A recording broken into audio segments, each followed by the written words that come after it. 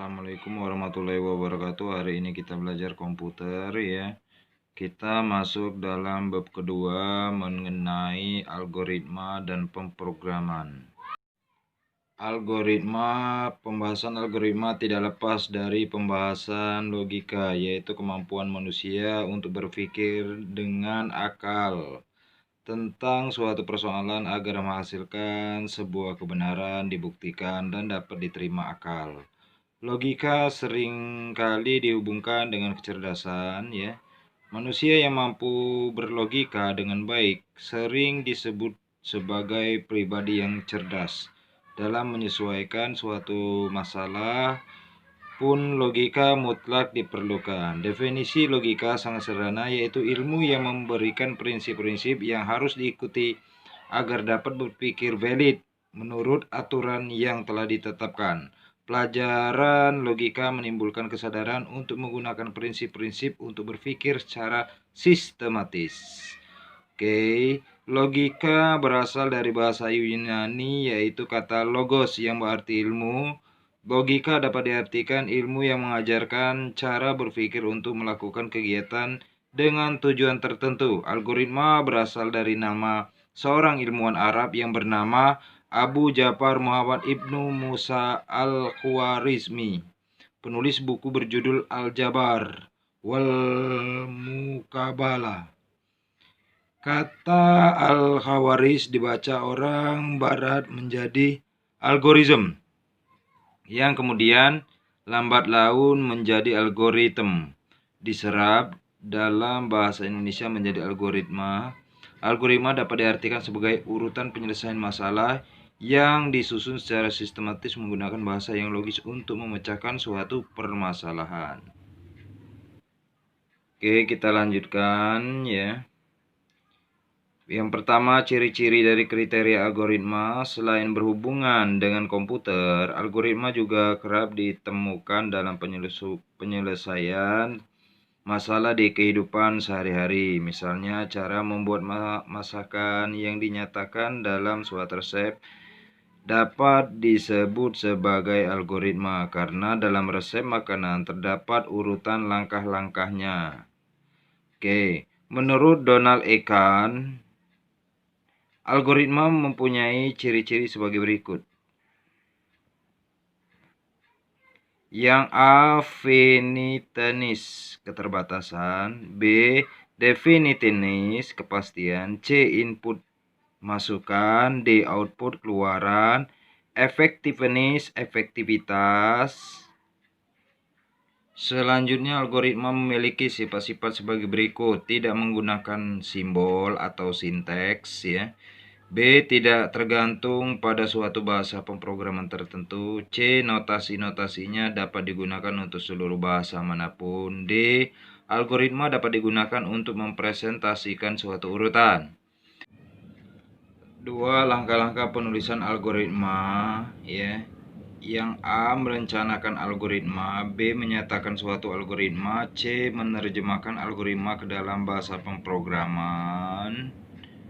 Nah, ini adalah langkah-langkah penulisan algoritma, caranya ya. Selanjutnya yang ketiga, teknik penulisan algoritma. Dalam pemrograman komputer terdapat 3 teknis penulisan algoritma pemrograman, yaitu dengan bahasa natural, pseudocode, dan flowchart. Ini adalah teknik penulisan algoritma, ada 3 bentuk ya. Yang keempat, struktur algoritma. Struktur dasar sebuah algoritma adalah langkah-langkah ya. Terdapat 3 macam struktur dasar algoritma, yaitu runtuhan, pemilihan, dan perulangan. Yang kelima, perbedaan algoritma dan program. Pada uraian sebelumnya telah diketahui bahwa algoritma adalah urutan langkah-langkah terbatas yang disusun secara sistematis dengan menggunakan bahasa yang logis dengan tujuan menyelesaikan suatu persoalan tertentu. Kita lihat di situ ada program sama dengan algoritma ditambah dengan bahasa pemrograman. Nah, ini adalah perbedaannya ya. Oke.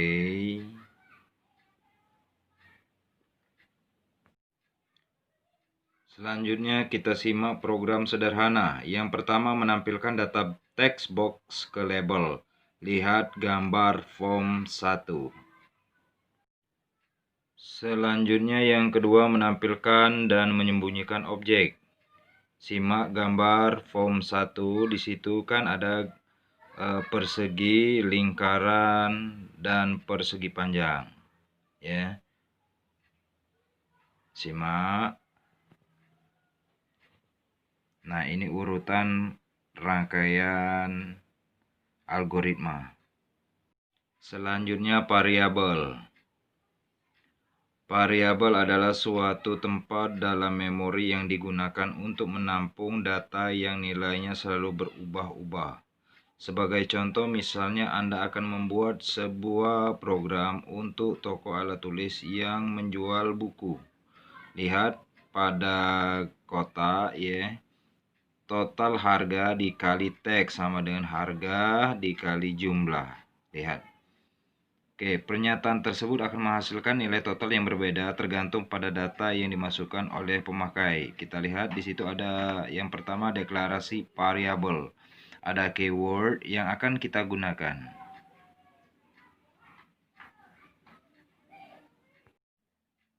Yang kedua, kemutlakan pendeklarasian variabel. Ada dua bentuk. Yang A deklarasi implisit, ya, itu contohnya. Kemudian bagian B deklarasi eksplisit. Yang ketiga, aplikasi pengguna variabel. Yang A buat interface seperti di bawah ini, lihat form 1.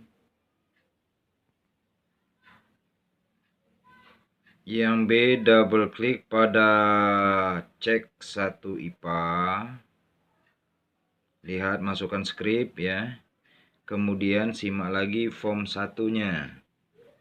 Yang C double klik pada cek 2 IPS.